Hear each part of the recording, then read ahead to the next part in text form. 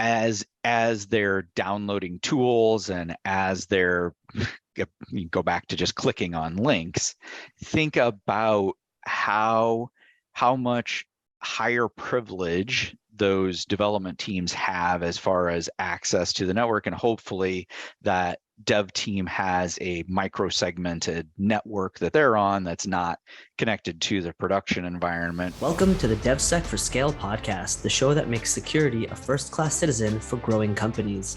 My name is Jeremy Hess, Head of Developer Relations at Achilles. Welcome back, everyone, to the DevSec for Scale podcast. With me today is Greg Edwards. He's the founder and CEO of CryptoStopper. It's a ransomware detection and mitigation tool. I know you were thinking to yourself, crypto, it probably had to do with cryptocurrency of some sort, but this is not that. We are talking about cyber security. So, Greg, it's really great to have you on the show. And before we get into more about the company and your work and what you've been doing until now, let's get straight into it. So, we're talking about ransomware. Cyber obviously is pretty synonymous with that kind of attack.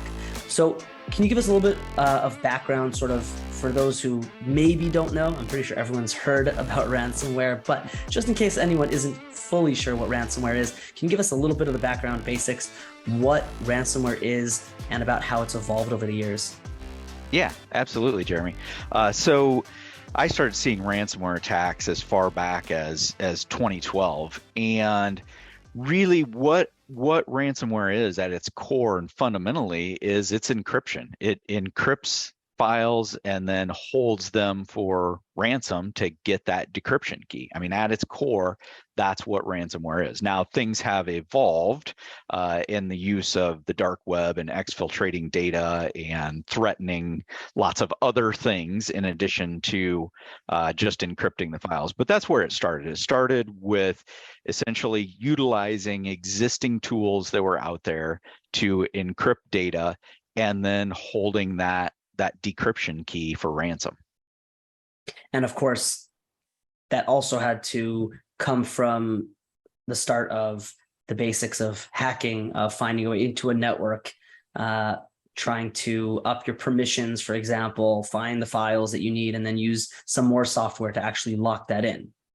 Yeah. And really, if you think about malware of the past, they just retooled malware that was already existing and then that has been added to, and turned those malware attacks where, 10 years ago, if you had malware or virus, it really just caused your computer to slow down and would cause you some problems, but they didn't have a way of monetizing it back then other than, pay $39 and we'll make your computer faster again. We'll make your pop-up stop. Yeah, exactly. So they use that malware technique of getting into the machines to then unleash ransomware, and really evolved because of cryptocurrency, because they could then monetize those attacks, and through ransomware was the best way to do that. Got it. Yeah, of course, we're seeing a huge uptick, and we'll get into some more details about ransomware attacks, specific ones.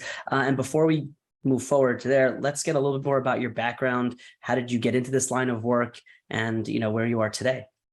Yeah, so I started a managed services business back in 1998. Actually, still own and absentee own that still today. And then I started 2 SaaS businesses out of that managed service business. So the first of those was an offsite backup and disaster recovery company that I started pre the cloud. So we were doing cloud backup before the cloud existed, and recoveries to the cloud before the cloud existed.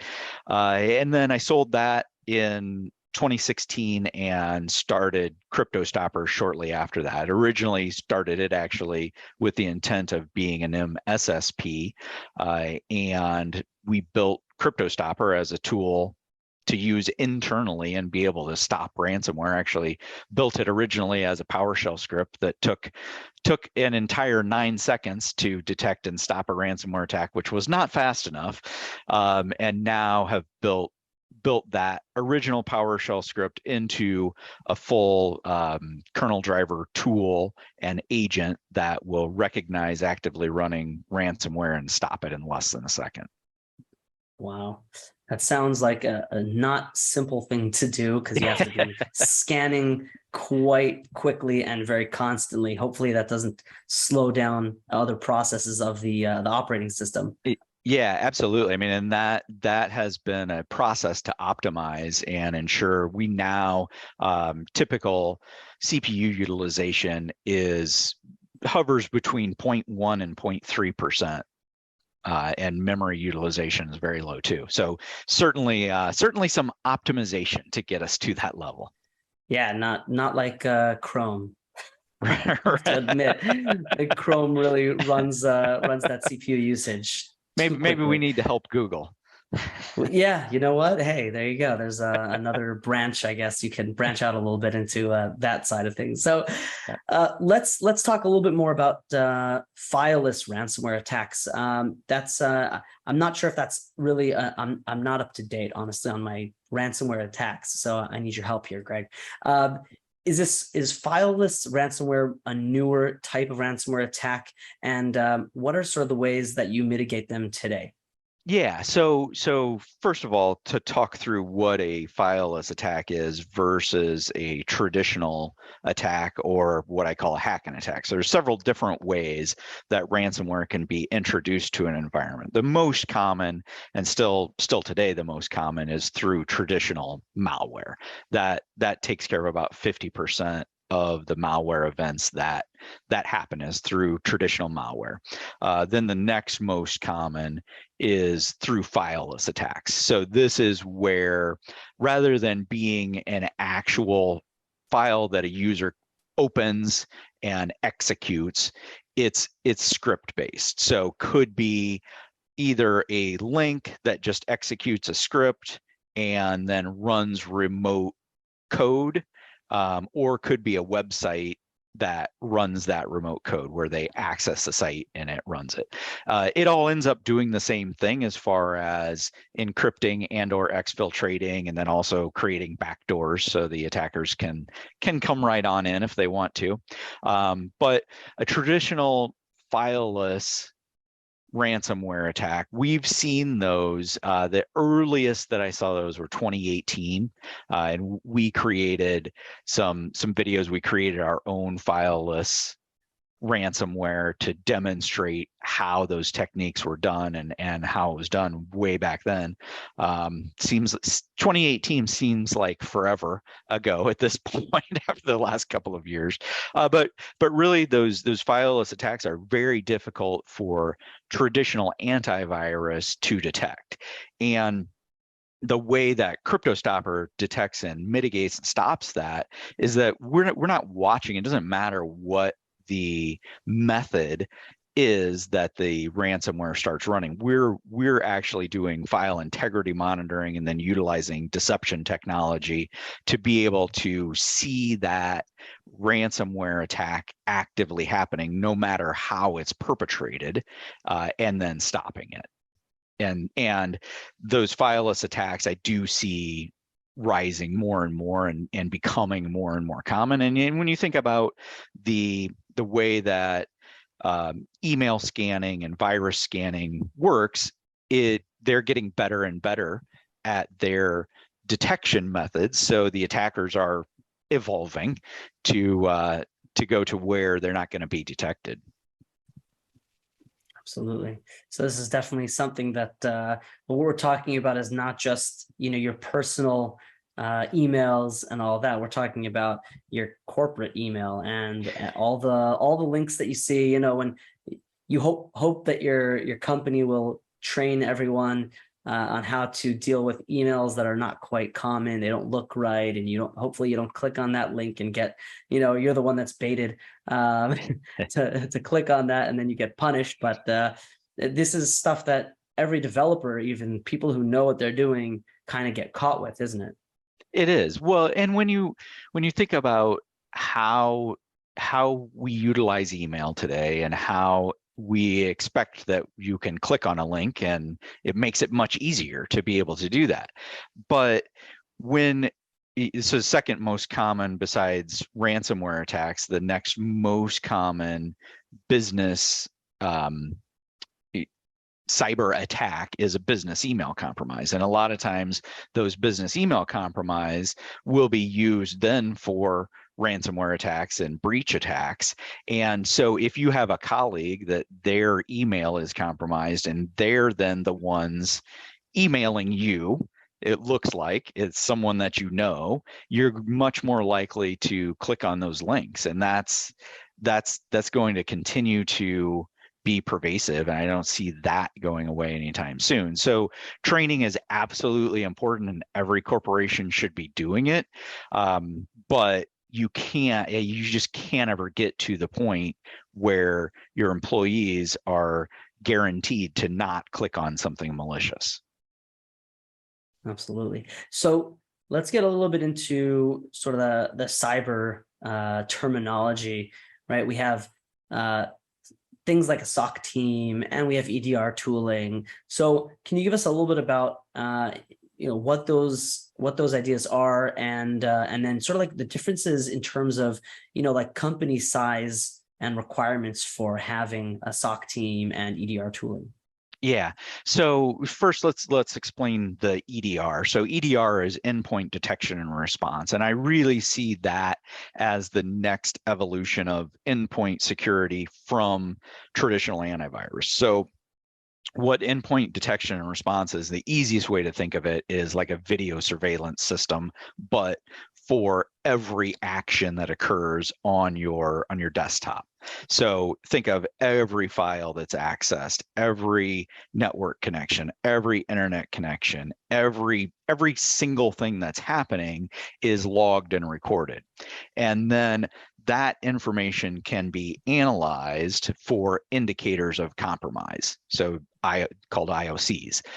And that is all then managed preferably by a security operations team, because you can imagine that there are millions of events. So if you're in an environment of several thousand computers, there are millions and millions of events happening all the time. And you take that event data that's happening at the endpoints, add that to the event data that's happening at the firewalls and switches and all of the other devices on the network, and then you can get a full picture of what's happening. And so that was kind of a long-winded explanation of what EDR is, but endpoint detection and response I see as a critical component of cybersecurity as we move forward. The challenge with that is having the professionals that understand and can manage those tools. And so then that's where that SOC, the Security Operations Center, comes into play. And whether you outsource that and have a managed EDR solution and managed SOC, or that's built in-house. And it really, for any security operations center to be successful, needs to be a 24/7 operation. And you need at a minimum 12 people to staff a 24/7 operation, and that still would be pretty thin. So it takes a substantially sized company to justify having a SOC team. And again, that's not, we're not talking about IT here. We're just talking about security monitoring and dealing with security events. So it typically companies over 1,000 employees, or highly secure companies that absolutely require it. But really for the bulk of companies, even less than 5,000 employees, really makes sense to outsource that kind of an operation. And there are lots and lots of managed SOC and managed EDR solutions on the market today. Great. Yeah, actually, you mentioned IT, and obviously we're talking about sort of a different layer, like the security or the cybersecurity layer, which are also, you can split into a few: infosec, cyber, and all the different types, the different departments that you could have in an organization. But where does that like IT and DevOps and developer sort of, that persona, where do they touch this kind of tooling, or do they not at all? So they're absolutely important to it. And when you think about the development teams and DevOps, they need a much higher level of privileged machine. And so that creates a security issue.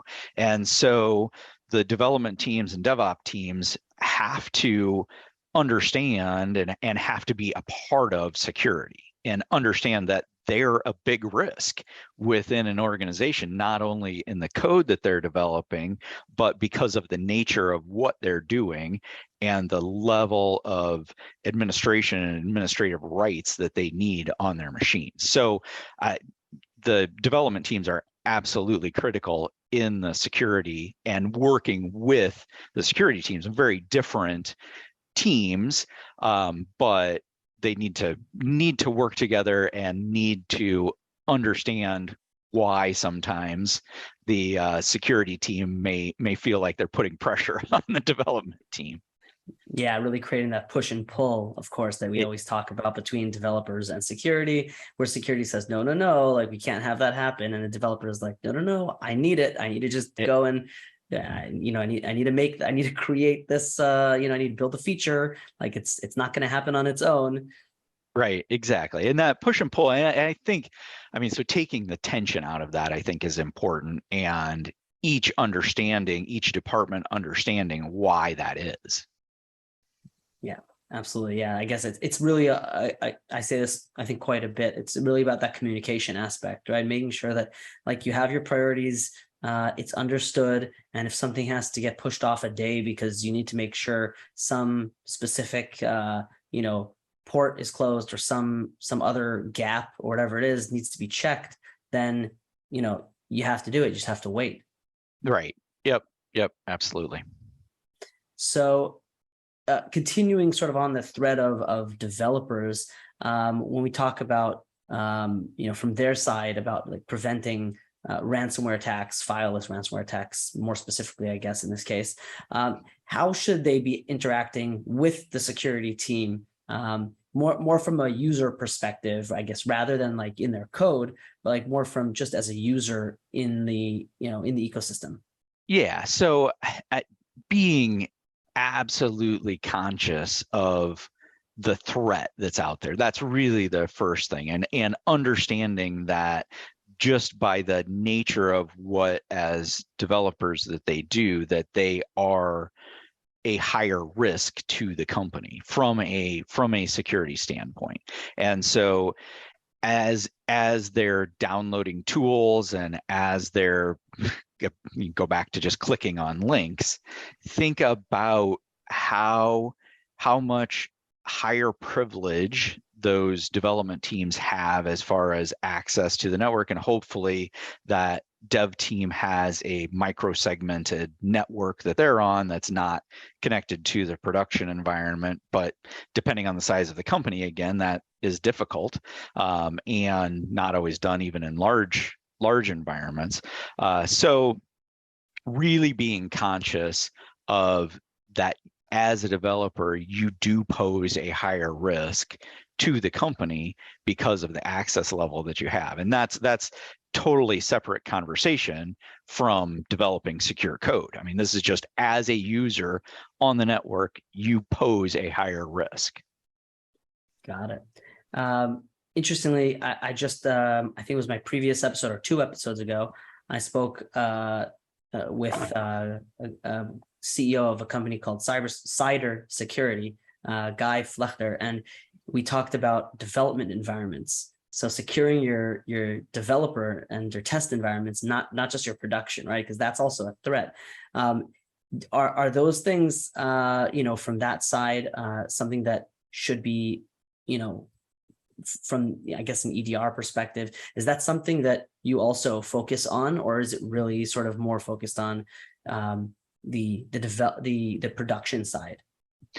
So as far as the CryptoStopper tool itself, it's really designed for all endpoints and servers to it is really file integrity monitoring. So not a big differentiator there. But when you talk about EDR and that endpoint detection and response, that absolutely should be on those development environments. And again, the micro segmentation that I talk about is separating that development environment from the production environment, and not just separating so that you have a development environment, but actually on a separate subnet and actually separated through routing, so that if there is an attack that happens within one environment, it doesn't cascade into the other. Yeah, absolutely. Okay, and the next question I have is really more about a sort of like more personal type of question. Do you have any stories, interesting stories that you could share with us about an incident or attack that happened that you were part of in some way? Yeah, so lots and lots of stories, and really, I don't know if interesting is the right word, but maybe scary. Scary.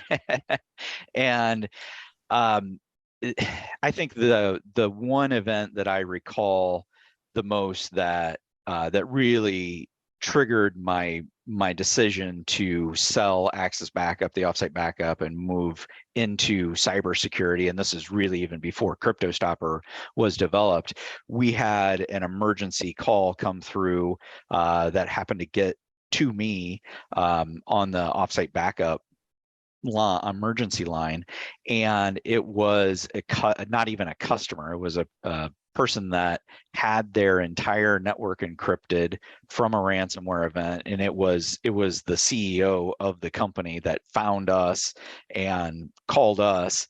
And this gentleman was in tears because he wasn't sure that he was going to be able to keep his operation running because everything was encrypted. He didn't have good backups. He wasn't a client of the offsite backup company, unfortunately. But that complete loss of data, and when you think about within a company, that complete loss of data and then not having backups for it, that is such a devastating event, and likely puts a company out of business. And that's what ransomware can do. And so that's why these discussions that we've been having today are so important. And I've been through and worked with, at this point, hundreds of people that have had ransomware attacks, and it's not ever fun. I mean, even if you have the right backup and disaster recovery systems to be back up and running within a couple of hours, or even instantaneously if you have hot failover, it's still a massive inconvenience, and it's usually days and weeks that it takes a company to recover from a ransomware attack.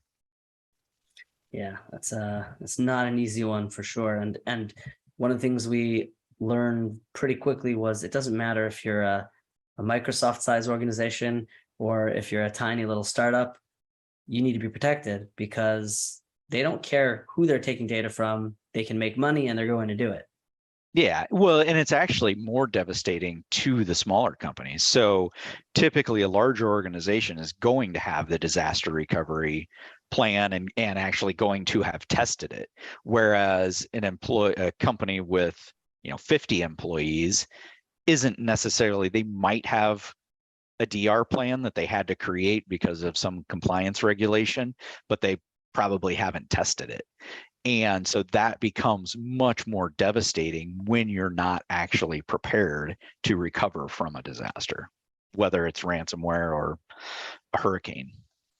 Sure. Yeah, absolutely. So getting to my last question, which is a question I ask all of my guests, what are, in your opinion, some ways that developers, and of course, talking from not necessarily from the developer code side, but just the user side, some ways that developers can secure themselves, their machines, their environments, without having to take too much time from their daily coding? Yeah. So the biggest thing is just understanding and being cognizant that you are always under attack and that you are a threat to the environment. And so just like everyone else, is just that developers, because of that access level, are even more of a threat. So understanding that and understanding why the security operations team may come down on you harder, and again, that push and pull, and just understanding that, and then recognizing and being hyper careful. Absolutely. Greg, thank you so much for being on the podcast. I had a great time. I'm glad that we met, and I'm really happy that we had this conversation. Hopefully the audience likes what they hear and learned a lot like I did. So I really appreciate your time. Thanks for stopping by, and I hope that we catch up again soon. Yeah, thanks for having me, Jeremy. Have a great one. You too.